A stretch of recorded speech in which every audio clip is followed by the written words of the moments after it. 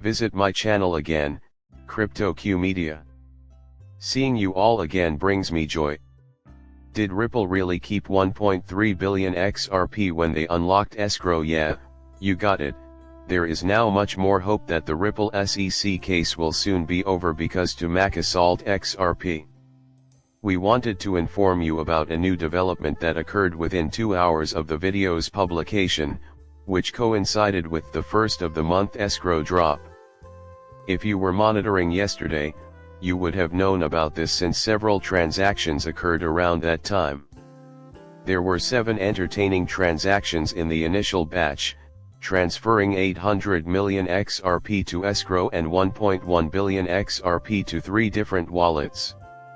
A billion XRP is the maximum amount that should be held in escrow, hence this is an excessively big quantity. Surprisingly, Ripple sent 200 million, 300 million, and 500 million in the initial batch. Just 3 minutes after the first wave of transfers, Ripple relocked 800 million XRP, thereby transferring 1 billion XRP to 3 separate Ripple wallets yesterday between these periods. Those are numerals whose meaning is completely beyond me. To add insult to injury, I seriously doubt that their figures are correct.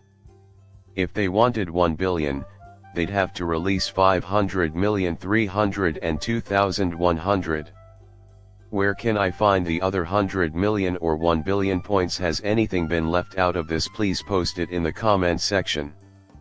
I am uncertain because I am not now concentrating on the mathematics. Curiously, Ripple also allocated an additional 100 million XRP to the address that is in issue. Consequently, 300 million XRP were deposited into the wallets. These updates made 1.1 billion Ripple tokens spendable, while 800 million are still reserved. Assuming that to be true, the figures add up. After relocking 800 million, they later released 1.1 billion. It is fascinating since it is frequently 1 billion. So, 100 million XRP, or 100 million times about 48 cents, would be worth 48 million. It has been reported that the SEC has been seeking damages up to 2 billion. Ripple has rejected what appears to be an unusual pattern. Is this a whole different matter? There is no way you can ever comprehend it. In this case, all we can do is wait for XRP prices to decline. This communication is also applicable for the 6 Ripple workers who are currently or will be attending the Swiss Point Zero forum. So, Stuart has already gone out. In the eyes of Marcus Flanger, Cassie Craddock, Fiona Marie, and Lauren, this Bitcoin summit is no different from any other. Ripple, Capital Amazon, Circle AI, and Paxos are all gold sponsors, so it's only fair that they all be there. Therefore, gold sponsors are businesses that supply stable coins. With HSBC, Julius BB, QCP, Quick, and Signum as bronze sponsors, the event is taking place against the backdrop of anti-international Cardano Chainlink and digital asset fire blockages. Although the last 3 may not be very delighted to be there, they are under pressure to put up a good display since the Bitcoin industry is devouring their business. Additionally, regulations and policies are likely to take center stage during a gathering of this nature. As we have seen, digital innovations are on the rise in the banking sector. Opinions vary. Varied parts of the world have varied regulations when it comes to digital assets, and it's interesting to see how this Ripple is spearheading the effort to reform these laws with the help of a solid coalition of legal and policy experts. I won't link to the video from this morning unless you all missed it, but another topic from that meeting was that Lauren believes she is having discussions about running a business in the UK, Brazil, or Dubai, but in reality, they are more concerned with the nuts and bolts of doing business here than with the big question of whether we can do business at all. As luck would have it, related initiatives are taking root in other parts of the world thanks to ripple effects. It is excellent news that the price of XRP has plummeted, and I wanted to thank Subjective Perspectives for letting us know about it. An initiative to standardize the linking of many networks, the Interledger Protocol has recently come to the attention of Ripple partner firms. For your convenience, I will include a link to the freshly published work in the description, if you find that intriguing. On the other hand, you might notice something truly interesting: interoperable blockchain networks are possible to construct. As of right now, we know that Ripple is linked to the Interledger Protocol and that Fluence is a partner of Ripple. Additionally, they point out that projects like as the Interledger Protocol ILP are trying to standardize the way that various payment networks, whether they are blockchain-based or not, are linked. That these people are cognizant of the fact that the two systems will inevitably have to work together is evident. The free flow of information between different networks and ecosystems facilitates the exchange of value.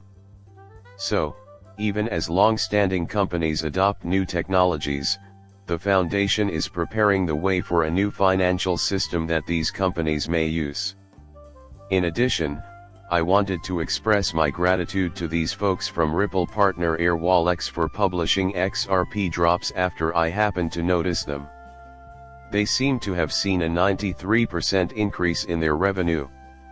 Their revenue in the New Zealand and Australian markets surged by 93% in the past year. An 84% rise in worldwide revenue and a 68% increase in transaction volume were recorded by AirWallex, a Ripple partner and a 10-cent-backed fintech currently based in Singapore. Your performance in these particular markets is absolutely phenomenal. The regulations surrounding cryptocurrency are clearly clear. According to AirWallex, their growing customer base in Australia and New Zealand is a direct result of their high-quality products. The introduction of the high-interest return accounts, which were created in collaboration with JP Morgan, gave the firm a boost in the prior fiscal year. Customers of AirWallex are likely to be interested in these accounts because of the competitive interest rates they provide, 3.39% for Australian dollars and 4.07% for US dollars. These rates are higher than those offered by big banks. Customers are more open to trying new products when they provide better rates than what they would get at their traditional bank, which is why companies like AirWallex are quickly growing their market share. Guys, pay attention, we continue to see Australia as an important market. This is being brought up by Chief Revenue Officer Kai Wu for two reasons. First, it is our starting point. Second, its payment history is relevant.